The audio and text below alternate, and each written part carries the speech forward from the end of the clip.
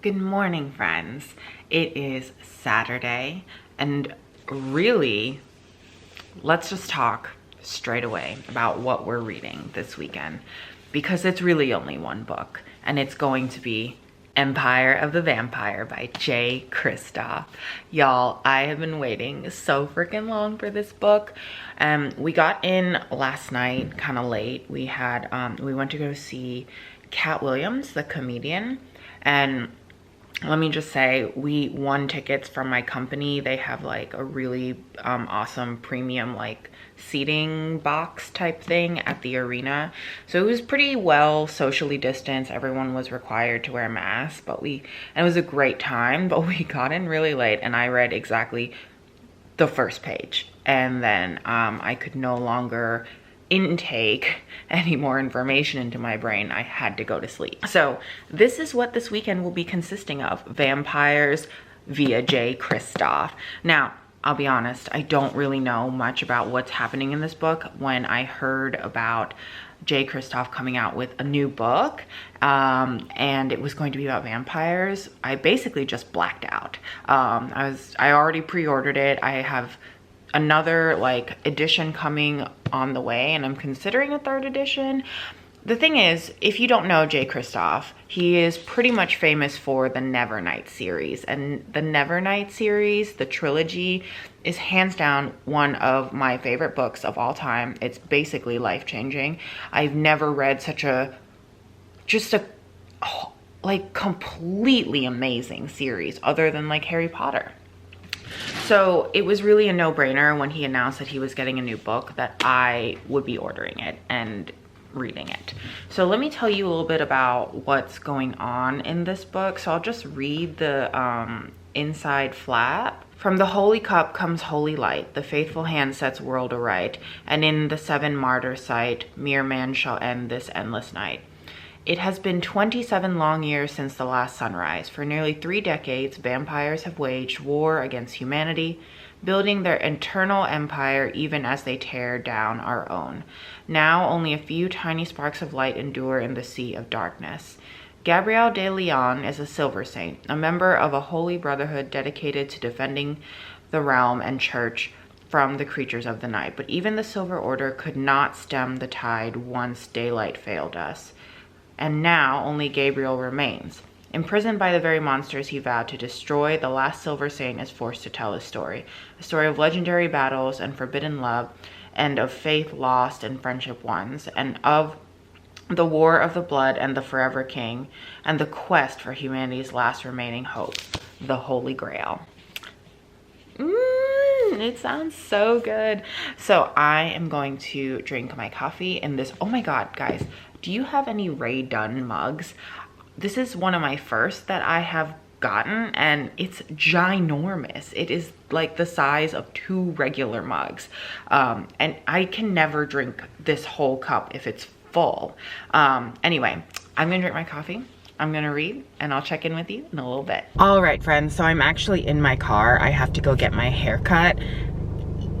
I'm afraid. It's been a while. My hair is very, very long. I'm probably gonna get a couple inches, maybe something new. I do have a hair color appointment that is happening later this year in October, before a really special trip that I have to tell you about later. But I did get about like 8 or 9 pages into Empire of the Vampire, and I'm already sucked in.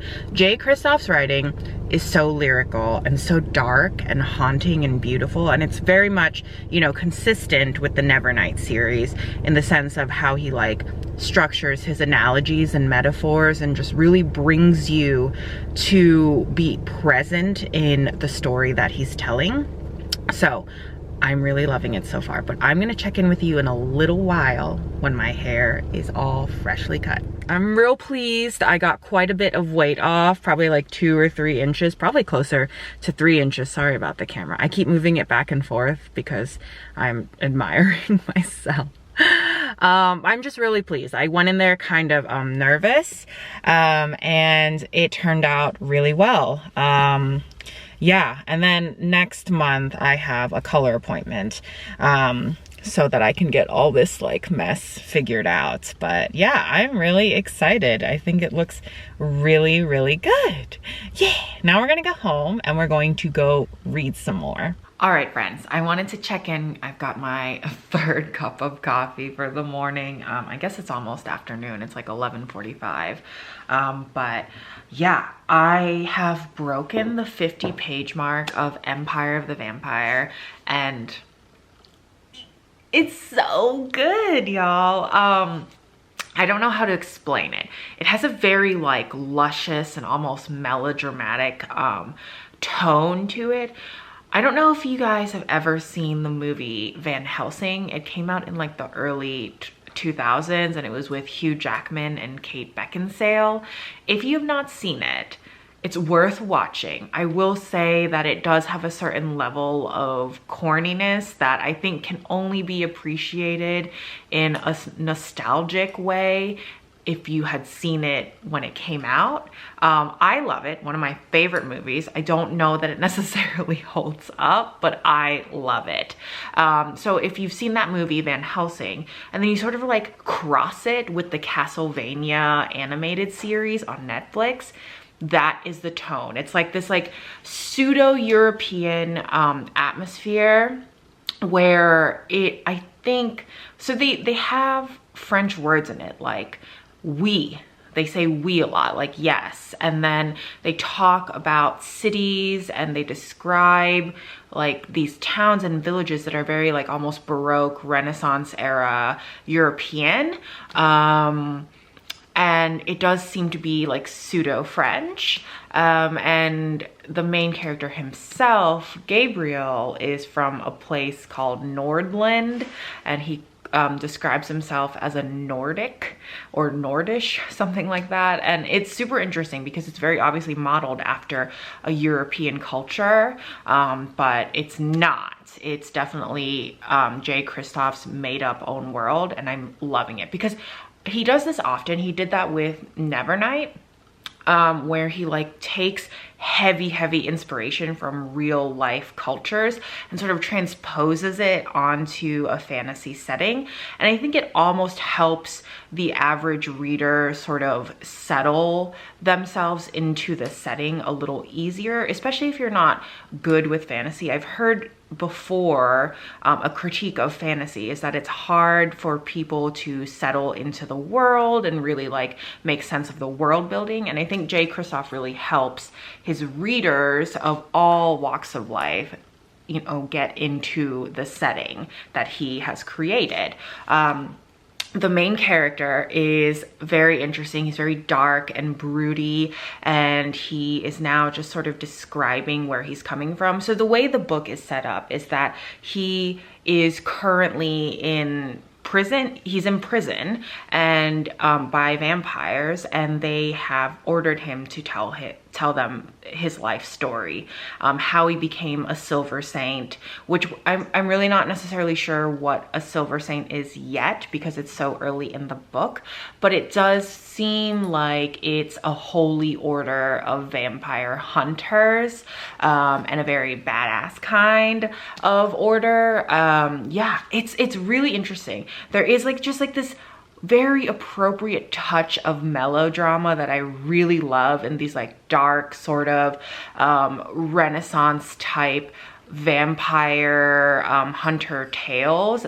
It's not even like a type, but I feel like it's definitely a vibe that's been used plenty of times in the past in movies and books, and I think Jay Kristoff really nails it. I'm really loving it so far. This is, I'm going to predict this is a 5-star read. I can't imagine Jay Kristoff, you know, delivering anything other than a 5-star read, but I've said that before about favorite authors and things have changed. But so far, love the setting, love the main character, love the banter and the description of everything. Everything just has a really lyrical, dark quality to it, and it really brings the atmosphere full circle, and it feels almost like it's just reality under my feet, so to speak. So y'all, it's so good. I'm gonna check in with you later after I down this like third cup of coffee, and maybe get a few chores done. But I'm hoping to maybe break 200 pages today because I don't have a whole lot planned. I really wanted to just read this book. I do plan actually on going book shopping with a new friend, so I don't think that'll take the whole afternoon, but it'll take a chunk away from my reading. But I think I'm gonna take you with me. So I have now babbled on for a while now. I'm gonna go back to reading and I will check in with you soon. Do you want to be in it? Okay. Hey, so we are here at Dog-Eared Books and I'm meeting a friend from Instagram. Hi. It's Casey. Hello. I will link her account in the description below, but we're gonna check out some used books and I'm really excited. One of the things that I love about being part of Bookstagram is that we get to meet people that love books. I don't have a lot of real life friends that love books. She's like, no, none. So it's really awesome to connect with people that do. So let's get to the bookstore.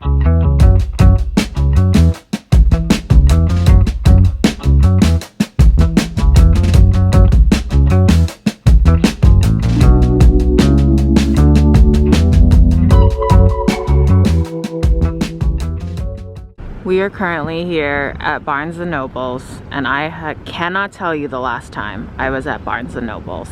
Excited. Guys, look at this display. This is horror and thriller and I've never seen this in Barnes & Noble's before. Not like this. This is very exciting. Look, there's Slewfoot. I just finished reading that. How exciting, y'all.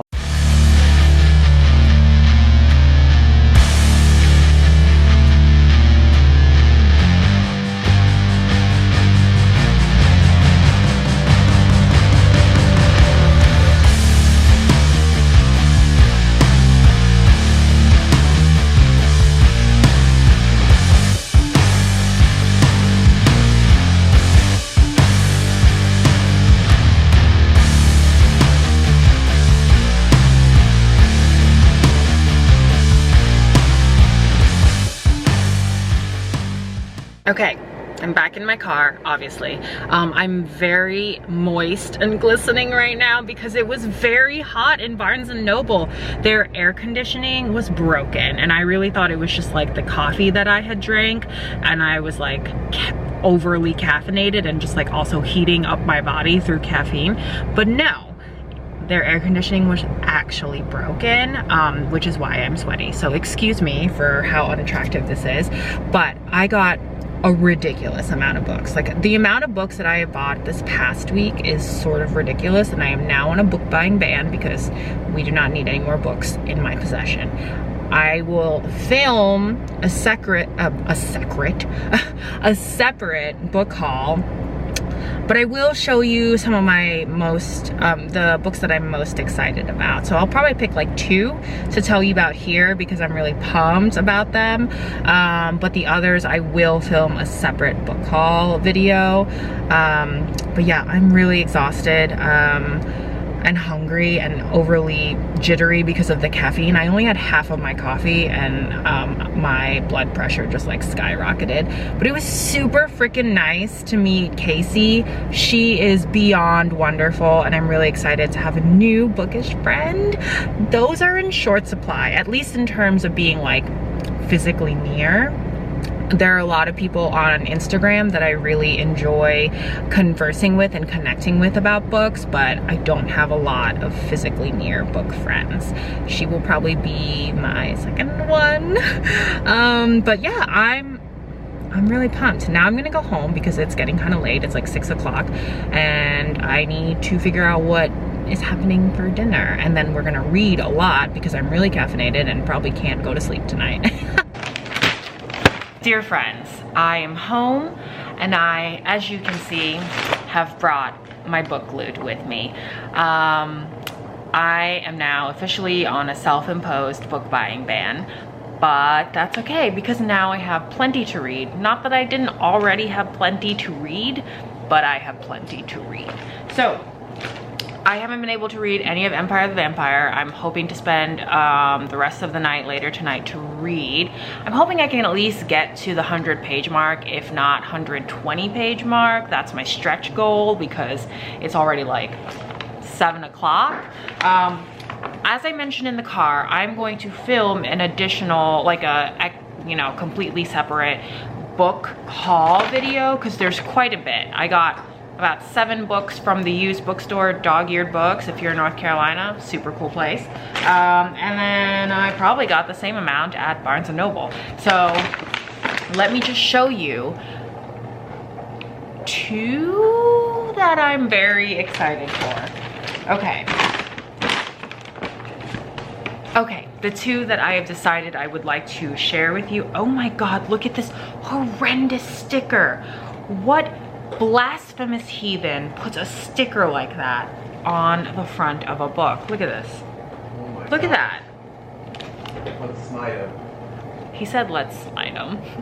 I don't think that's far off base, honestly. Okay, this book I picked up at Dog-Eared Books. Wow, that really ruined the book, but Christmas Cookie Murder by Leslie Meyer. So, little known thing about me, I love my serious fantasy and horror novels, but I also really love silly lighthearted stuff like murder mysteries that are based around baking and or holidays and or cats or any animal companions, really.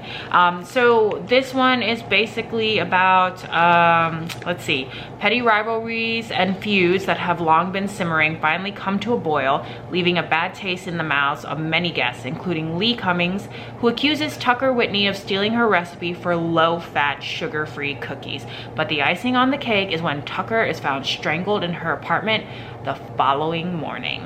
Y'all, like, it doesn't get any cornier and like sillier and low stakes as a Christmas cookie murder mystery, but I'm here for it, okay? I'm really here for it.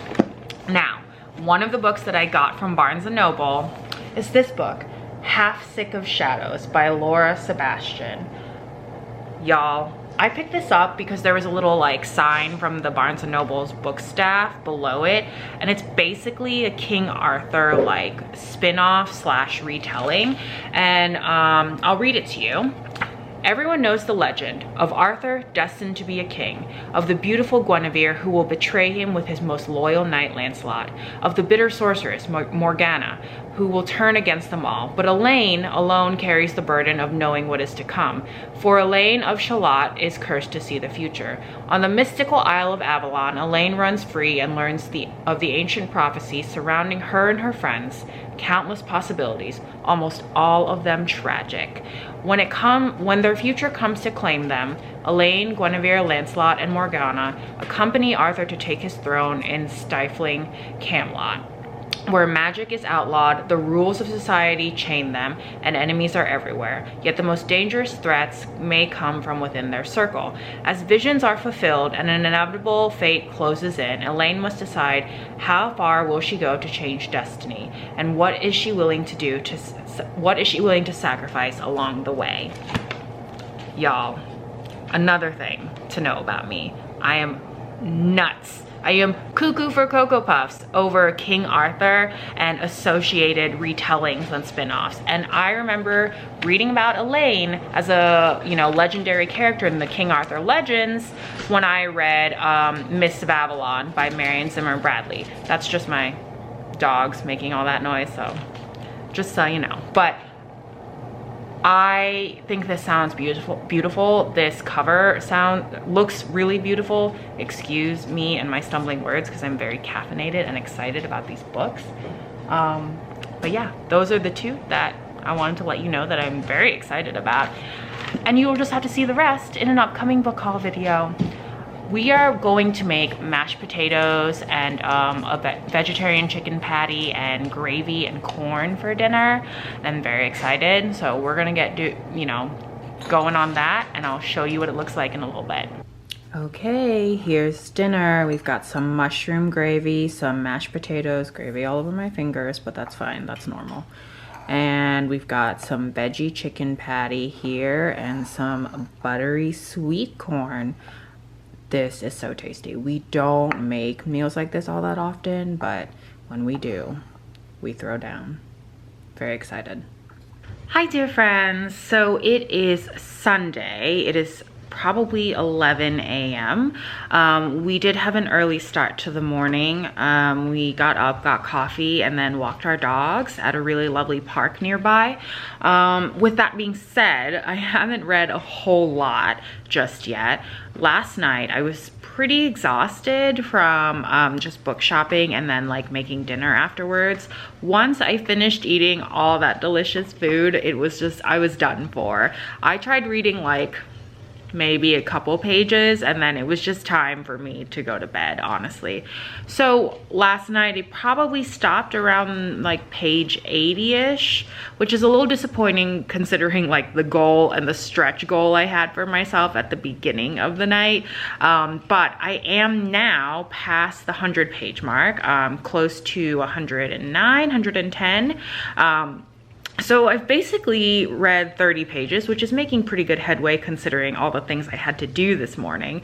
But I did want to take some time to talk about where I am in the book, what are my thoughts, and also I got a cool little package in the mail.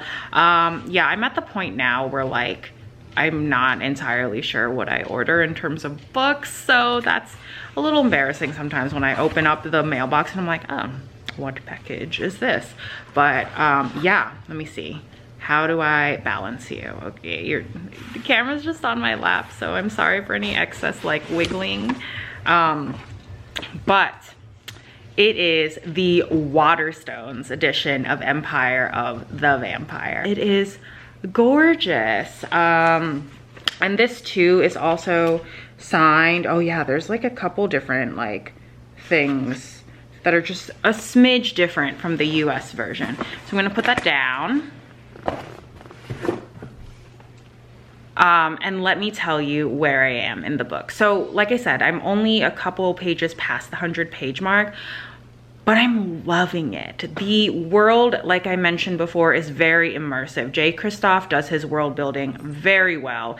And now that we're further into the book and past the 100-page mark, it definitely feels a lot more like a fantastical take on almost like Pope-ish Catholicism. And it's very interesting because there's a lot of mention of God and angels and like the mysticism that comes along with this somewhat like pseudo-Christian, pseudo-Catholic religion that's happening in this book. But it doesn't feel preachy. It feels very much like a fantasy religion, a fantasy world built around this like holy order of vampire hunters. And we're getting to learn a little bit more about, you know, what Gabriel is like as a person, the main character.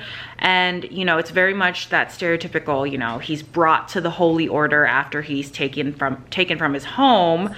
And they basically sort of put him through a trial run of a battle or like a fight to see, you know, what sort of abilities he has.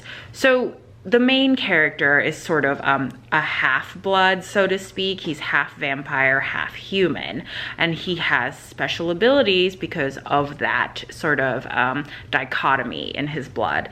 And so I guess every vampire is different, and so are their abilities, and so they tried to bring it out of him in this like very rough and tumble sort of manner. They set him up in like this fight. There are dogs, there are vampires, and it's all very like epic macho fantasy type of setting, and I'm here for it. But other than that, not a whole lot has happened in terms of, you know, something that would make me gasp or super significant. We're still just learning about the world and the main character. So I have set up here in my cozy little corner, I have like my other bookcase here. I have my coffee. I am very caffeinated. And I also have, as a reading snack, some apples. So I'm gonna read more. I'm gonna eat my apples, drink my coffee, and I will check in with you a little later. This is my current reading situation. Comfy chair, comfy dog.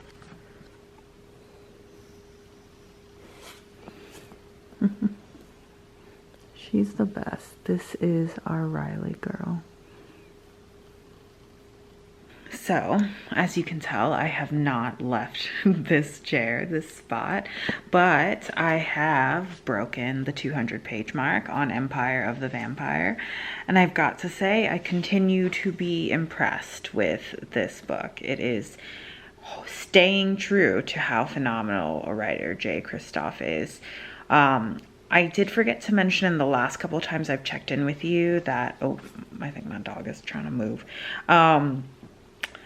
that his banter, his writing, not only is it very compelling and the setting is very immersive, but it's also very funny. There's a lot of dry wit and sarcasm, and there's a lot of vulgarity and profanity, and I appreciate it entirely. And it's interesting because I forgot that this was a thing, specifically in, so sorry, she's like moving around in my lap. This was a thing specifically in the first Nevernight book. Jay Kristoff does like to move around in terms of time. He'll shift timelines. At least he did in the beginning of Nevernight. And he's done it in Empire of the Vampire just once or twice now, up to where I've been reading. But it's been easier to follow. I think that he might have gotten enough feedback from Nevernight where it was at times hard to follow the shifting timelines, and this time it's much more easy to follow in Empire of the Vampire. So we got to a point where we were talking about when he was like much older, when he was like, when the main character was in his 30s, and now we're back to where he was as like a 15, 16, 17-year-old. And I don't know, the story is just moving along at a really fantastic, even pace, and the violent, like, action scenes are phenomenal. You can picture these fight scenes so clearly, the drama of it, the just the grit and gore of it is so vivid, and I'm just enjoying the heck out of it. I'm feeling a little tired, so I might take a little break from reading and see about maybe some coffee. I don't know.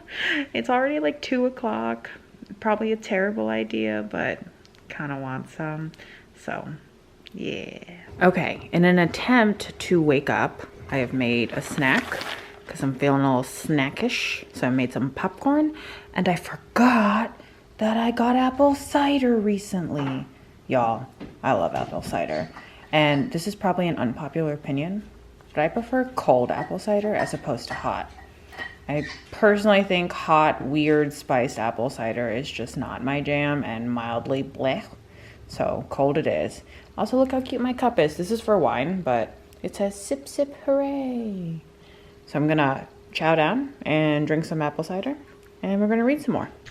Good morning, friends. It is Monday. I wanted to pop in really briefly before my day really gets started with meetings and phone calls and share that I reached a 300-page mark yesterday, and that's phenomenal. Can we just like take a second to remember what it's like when we had nothing else to do in our day except read as kids?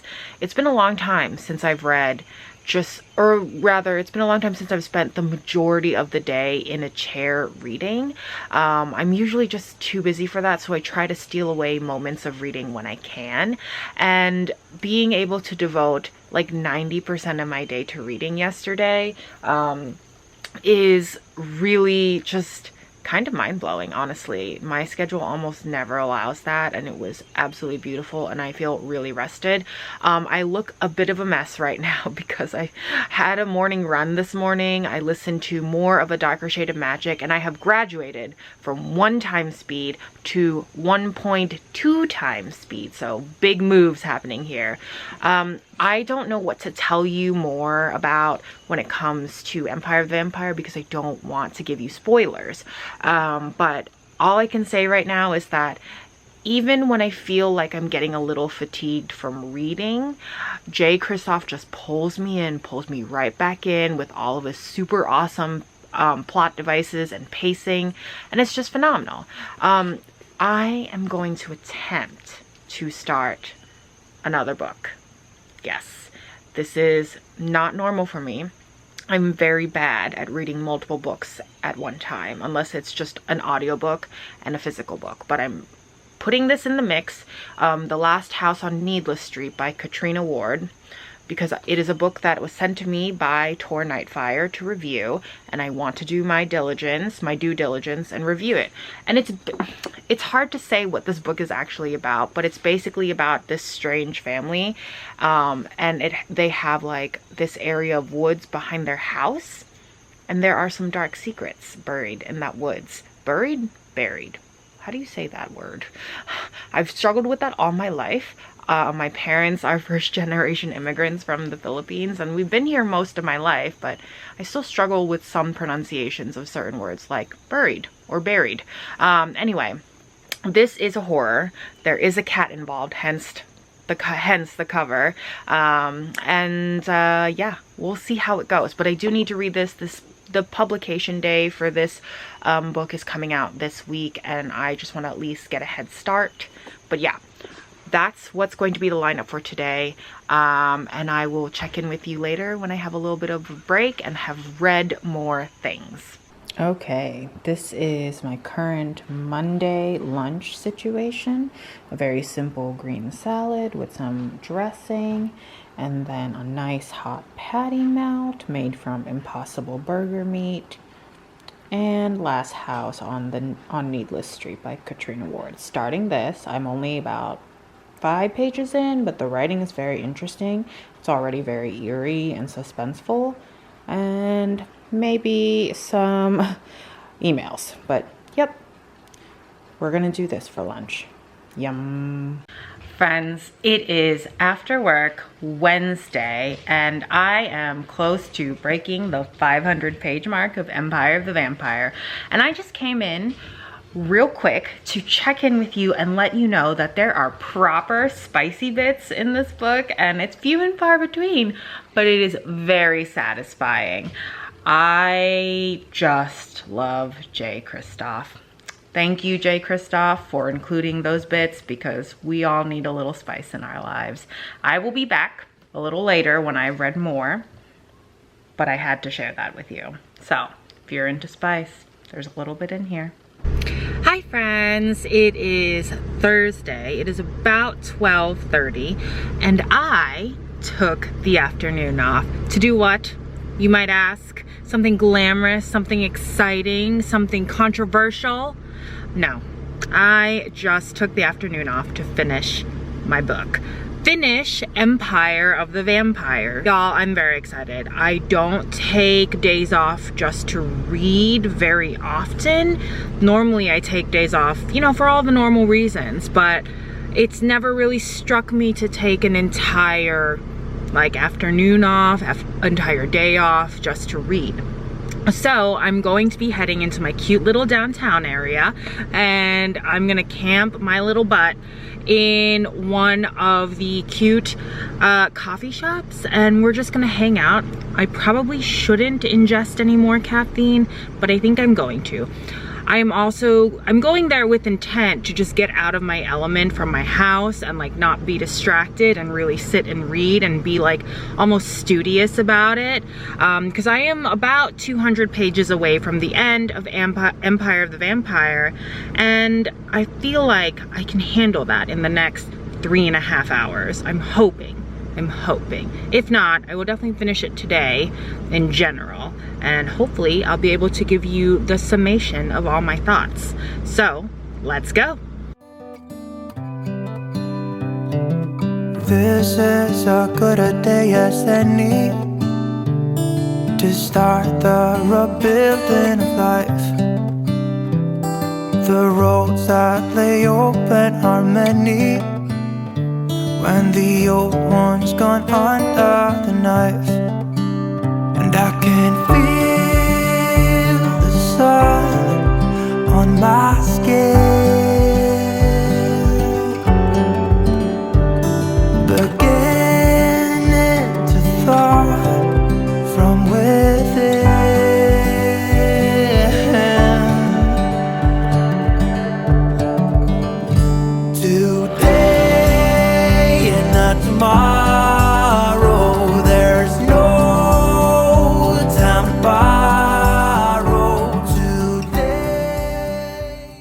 sweet friends. I am home from the coffee shop. It's about 3:30 and I guess I was there for a little under 3.5 hours.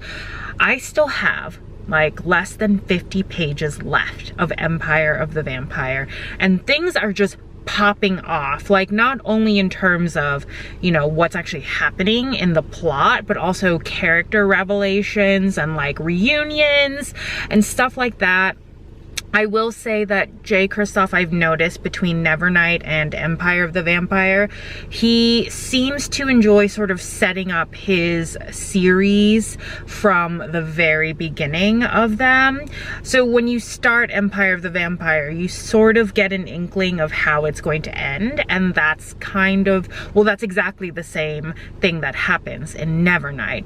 Another thing that I really have noticed that seems to be a trend with Jay Kristoff that I absolutely love and have zero problems with is his excess. He absolutely knows how to bring excess in his storytelling to the very brink and then pull you right back away from the cliff as a reader, and just like really use his prowess as an author to use that excess in such a skillful manner.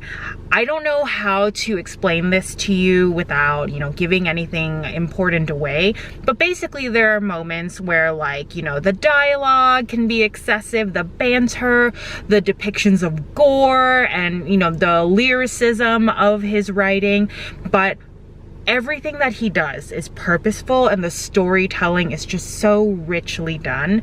I'm just 100% fangirling, and I came back a little early because I wanted to help my boyfriend feed the pets. We solidly feed them promptly every day around 4 o'clock, and I know that it's like almost 3:40 and they're probably starting to get rowdy, so I wanted to go ahead, get to a good stopping point, feed the animals, and then get back into reading and finish off this book because, oh my god, it's just a lot right now.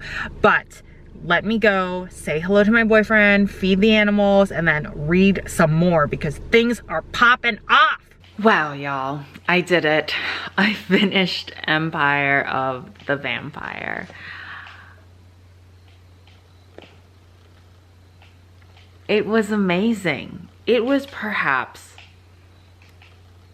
the best book I've read in a really long time. Like, it might even rival the Nevernight series. This was such a sweeping epic of a story, and I really don't know what to say about it that I haven't already, you know, shared with you throughout this vlog. Just bravo, Jay Kristoff. I really didn't think he could top the Nevernight series, but he did it. He really freaking did it with Empire of the Vampire. And you know what? In my recent, like, you know, reading habits, a 700+ page book would normally intimidate the heck out of me. I would take my time making my way towards it. I would be reading other things that I knew would be like instantly satisfying. And this, even though it was 700+ pages, it was instantly satisfying. I don't think that there was a single moment in this book where I felt like there was a lull, which is crazy to think that the pacing was so well done and evenly spaced out. I'm really confused and happy about it because there really wasn't a dull moment. It was exciting every bit of the way, and even when there wasn't any action happening, which was few and far between, there was character development and banter and, you know, exploration of the main character Gabriel, his past or his motives. And I don't know, like character arcs really sort of, they began and they also completed, but it still left room for more in what I imagine is going to be a trilogy, because it just makes sense for it to be a trilogy. I don't know. I wonder if they're all going to be 700 pages long, because gosh, what a story to tell. But you know what's crazy is that when I saw the name Empire of the Vampire, as you know, the new book that Jay Kristoff was coming out with, I didn't know what that meant. Like, what did it mean to be in an empire of the vampire? Like that was my question. And now I realize not only does it apply to like the situation that the characters in this book are in, but also just like the vastness of the world and the implications of the situation and the stakes just feels truly like empirical, in a sense. I don't know. I'm just flabbergasted at how fantastic that was. Like 5 out of 5 stars. Can I give you 12 out of 5 stars, Jay Kristoff? I really don't know what else I can say other than you have to read this book. You have to. Even if you are newer to fantasy, I feel like this is pretty easy to digest. Like I mentioned earlier in the vlog, Jay Kristoff has a way of relating an entirely fantastical and made-up world to the real world. Like in this book, it's sort of a pseudo-French culture. There's a pseudo-Catholic religion, and yeah, there's a lot to relate to in the real world, even though it's a completely fantastical world. And Gabriel as the main character is so badass and so tragic and so cool and just so, wow, just wow, just wow. All right. I'm gonna end the vlog here because this has been a long enough vlog as it is, but if y'all don't read Empire of the Vampire, I just don't know what you're doing with your life. That's all I've got to say. Anyways, I really enjoyed having you along for this reading journey, y'all. It's been fantastic. I hope you enjoyed it. If you wouldn't mind, hit that like button. It helps my channel greatly. Hit that subscribe button and hit that notification bell so you always know when I've got good things coming to you. Bye, y'all.